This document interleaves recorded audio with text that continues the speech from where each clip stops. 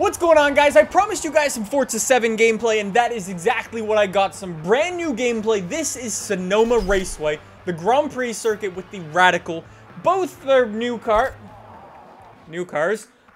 Anyways, let's jump into this. Even though the track and the car we've already had before, there were some cool things that I noted, and there's also some PC stuff that I want to talk about in today's video. So, let's jump into this. Before we do, massive props to Alan and Isaac from the website. You may know them.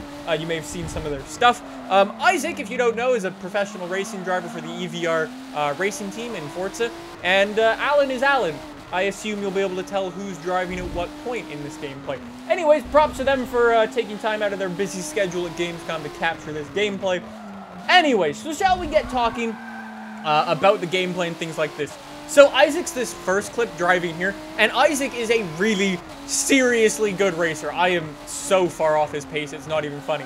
And this is his first time ever playing Forza Motorsport 7, and he's chucked like all the assists off. He's running no ABS. I think all he's running is just manual with a racing line, obviously. He's just trying to race as fast as possible. Anyway, so you'll see him have a couple slip-ups because the curbs in this game are just so unforgiving. You'll see him get up on the curb sometimes, give it a little bit of gas, and the whole back of the car just like, nope, and spins around. It's really unforgiving, and something that I think we'll need to watch out for in this game. I don't know, because in Forza Motorsport 6, depending on the time of the day that you were racing, say you were racing in the middle of the day, the track would be nice and warm, and it'd be all sticky and gooey. However, if you were racing at night, the track was all cool and stuff like that, so you didn't get as much grip. Now, this race is sort of happening at like dusk or dawn, I don't really know. Anyways, the track might be a little bit cooler, so he might be getting a little bit less grip than he usually would. So that's something to keep in mind in this gameplay. Anyways, there's not really that much to say about this. One thing I did notice, though, after watching this gameplay, this is one of the fastest cars we've had seen gameplay for in Forza 7. And if you ask me personally, I think the HUD just moves around way too much. I'll cut to it here, the part where I think it moves way too much. It's just like on a really snappy corner, it just goes from like steady to boom, and the whole HUD moves as well. And it's really annoying. Hopefully they tone it down a little bit. That would be really awesome, just because although when you're playing the game itself, if you played the game already, it's really immersive and you don't really notice it. You're not really paying attention to the HUD. You sort of have other things to watch out for when you're driving. You won't really notice it as much. But if you're watching a video or you're watching somebody else play, it's really off-putting, I find. So I don't know if they can sort of tone it down, or if we can go in the settings and just be like, don't move the HUD because it's really annoying. Or I mean, it just moves too much, if you ask me. But anyways, those are my thoughts on the HUD. Anyway, so I said that we have some Forza 7 PC news for you guys. In case you missed it, the PC specs for Forza Motorsport 7 have been revealed. And I'm sure a lot of you guys will be happy to hear it's a lot less than what was needed for Forza Horizon 3. So if you had trouble playing Forza Horizon 3, you might be able to play this just fine. I'll link to it in the description down below, and you can check out all of the specs for yourself. See if your PC can run it and things like that.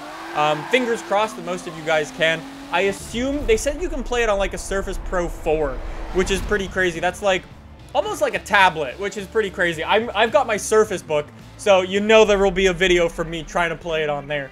I mean, we can try and have fun with it. We'll switch over to Alan's gameplay here, and he'll swap through the views a little bit, and you'll see some other really cool things as well.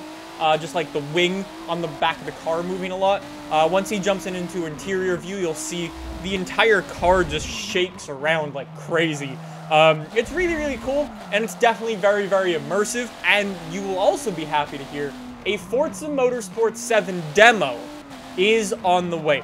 Now, I think the last one came out like 2 weeks before the game came out. I'm talking Forza 6 wise. So probably expect the same thing here. I don't have any concrete date as to exactly when the Forza 7 demo is coming.